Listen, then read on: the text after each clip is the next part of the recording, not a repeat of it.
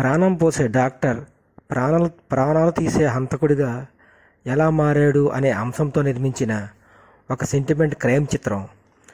Suresh production పతాకంపై Paruchuri brothers గారి దర్శకత్వంలో నిర్మాత డి రామానాయుడు గారు నిర్మించిన ఒక సూపర్ హిట్ చిత్రం హీమ్యాన్ శోభన్ బాబు గారు నటించిన ఈ సర్పయాగం చిత్రం.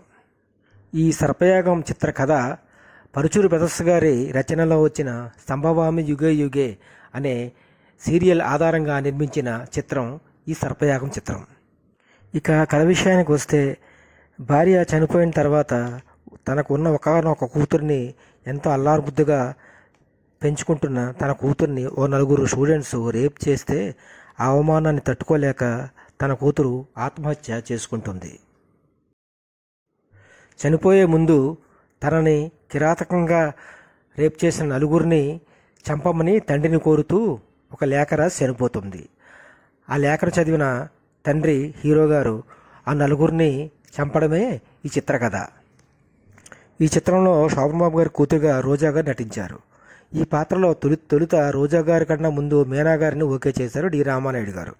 కానీ ఆ టైంలో సీతారామయ్య గారు మనవరాలు అనే చిత్రంతో మంచి గుర్తింపు తెచ్చుకున్న క్లాసికల్ హీరోయిన్గా గుర్తింపు తెచ్చుకున్న మీనా గారు ఈ పాత్రకి నప్పదని రోజా గారిని బుక్ చేయడం జరిగింది.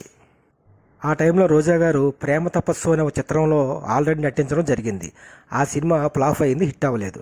ఈ సర్పయాగం చిత్రం హిట్తో మంచి గుర్తింపు తెచ్చుకున్నారు రోజా గారు. ఇక ఈ చిత్రంలో మరో ముఖ్య పాత్రలో నూతన్ ప్రసాద్ గారు నటించారు.